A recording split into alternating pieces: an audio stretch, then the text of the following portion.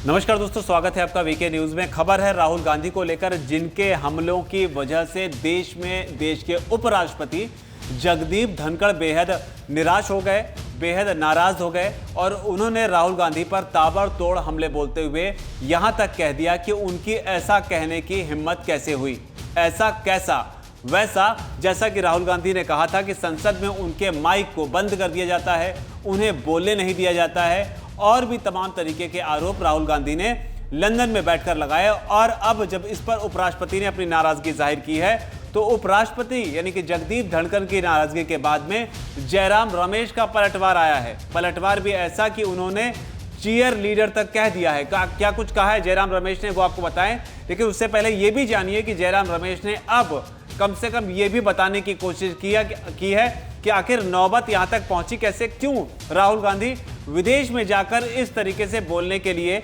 मजबूर हुए। इसे लेकर जयराम रमेश ने, जो कि कांग्रेस पार्टी के महासचिव हैं, उन्होंने सिलसिलेवार तरीके से आप सफाई कर लीजिए या फिर इसे अपने हमले का हिस्सा, जिसमें उन्होंने धनखड़ पर हमला बोलते हुए बहुत कुछ कहा है।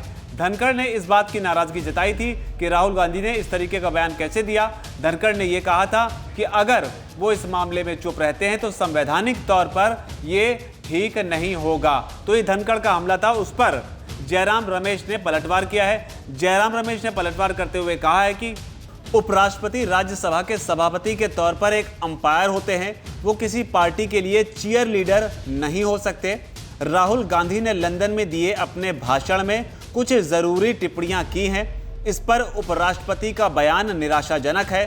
भारत के उपराष्ट्रपति का कार्यालय संवैधानिक है, इससे संविधान ने राज्यसभा के अध्यक्ष होने की अतिरिक्त जिम्मेदारी प्रदान की है। ऐसे में उन्हें किसी भी राजनीतिक दल के प्रति झुकाव, किसी दल के प्रति पूर्वाग्रह से मुक्त होना चाहिए।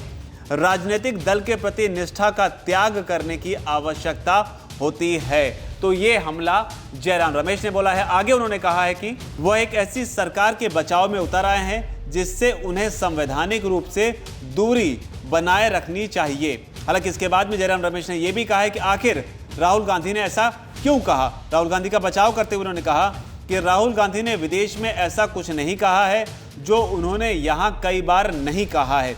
उनका बयान तथ्यों पर आधारित है और जमीनी सच्चाई बताता है।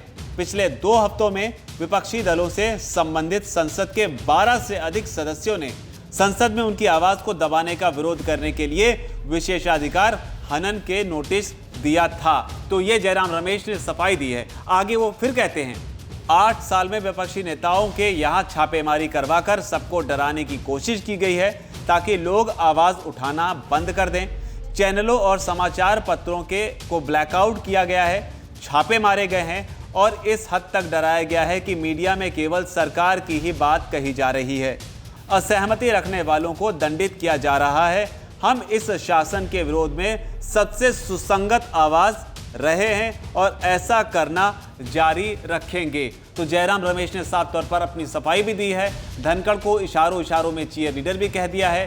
सफाई देते हुए उन्होंने ये कहा है कि राहुल गांधी अगर विदेश में इस तरीके से बोल रहे हैं तो उसके पीछे जिम्मेदार जो है वो सरकार है, क्योंकि सरकार पर आरोप लगाते हुए कहते हैं कि मीडिया संस्थानों को या फिर तमाम विपक्षी दलों को जांच के नाम पर या कभी कभी अलग अलग नाम पर डराया जा रहा है।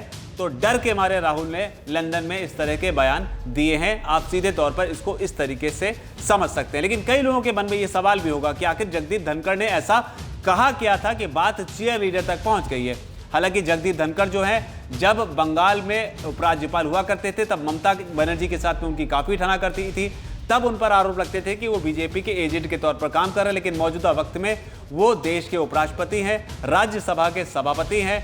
और ताज़ा मामले में जब ये राहुल गांधी ने आरोप लगाए कि संसद में माइक जो है उनका ऑफ किया जाता है, तो बतौर संसद में सभापति उपराष्ट्रपति उन्होंने अपनी नाराजगी जाहिर की थी। लेकिन क्या कहा था एग्जैक्टली वो जानना हो तो उसके जानने के लिए ऊपर आई बटन पे आप क्लिक कर इसके लिए एक अलग से रिपोर्ट तैयार की गई है। उसके जरिए आप देख सकते हैं कि आखिर धनखड़ ने ऐसा क्या कहा था कि कांग्रेस पार्टी इस तरीके से नाराज हो गई। तो कुल मिलाकर अब ये पूरा मामला जो है एक तरीके से जयराम रमेश वर्सेस धनखड़ या फिर कांग्रेस पार्टी वर्सेस धनखड़ भी बनता नजर आ रहा है, क्योंकि अब मुमकिन है कि जगदीप धनखड़ की तरफ से भी चीयर लीडर वाले इस बयान पर कोई ना कोई रिएक्शन जो है वो आएगा या फिर बीजेपी की तरफ से इस पर कोई ना कोई प्रतिक्रिया आएगी। आपकी प्रतिक्रिया क्या हो सकती है नीचे आकर कमेंट सेक्शन में आप भी उसे जरूर लिख सकते हैं। धन्यवाद। वीके न्यूज, राष्ट्र के नाम।